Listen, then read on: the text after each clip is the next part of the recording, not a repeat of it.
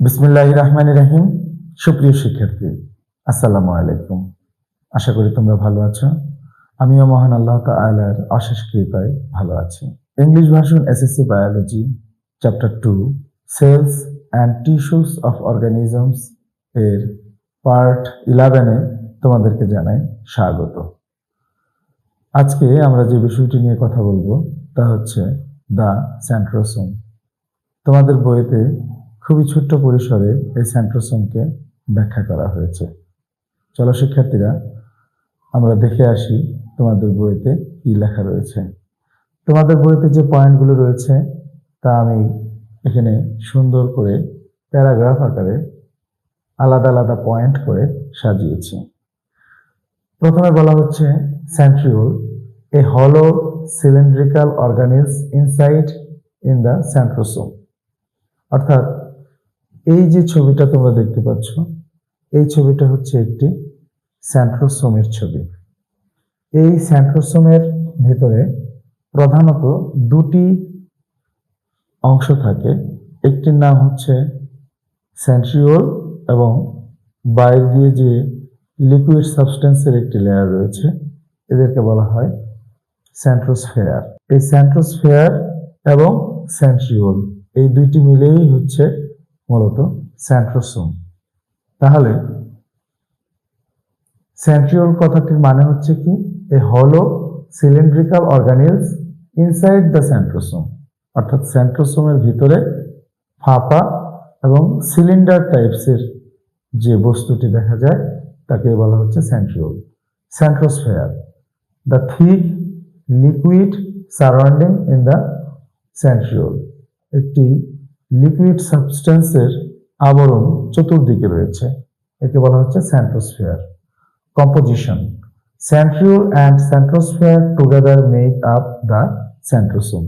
যে কথাটি একটু আগে বললাম, অর্থাৎ সেন্ট্রিওল এবং সেন্ট্রোস্ফেয়ার এই দুটো মিলেই মূলত সেন্ট্রোসোম তৈরি হয়। Occurrence found in most animal cells but rarely in cells of lower plants. এটি অধিকাংশ অ্যানিমাল সেলের ভিতরেই পাওয়া যায়, তবে খুব রেয়ার প্ল্যান্ট সেলে পাওয়া যায়।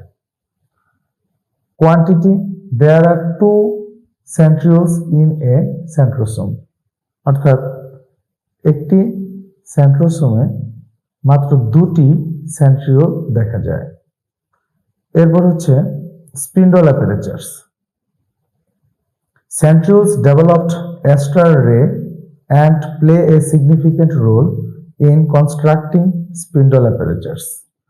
ক্লাস 8-এ তোমরা যে সেল ডিভিশনের চ্যাপ্টারটি পড়েছিলে, সেখানে তোমরা মাইটোসিস সেল ডিভিশনে প্রোমেটাফেজ ধাপে তোমরা লক্ষ্য করেছ যে স্পিন্ডল অ্যাপারেচারের আবির্ভাব ঘটেছে।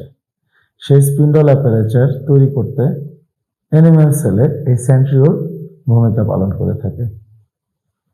এরপর বলা হচ্ছে ফ্লাজেলা ফরমেশন। ফ্লাজেলা শব্দের অর্থ হচ্ছে চাবুক। আমরা ব্যাকটেরিয়ায় ফ্লাজেলা এবং সিলিয়া দেখেছি। তো লম্বা সুতা আকৃতির যে অর্গানিলস গুলো থাকে তাদেরকে বলা হয়ে থাকে ফ্লাজেলা।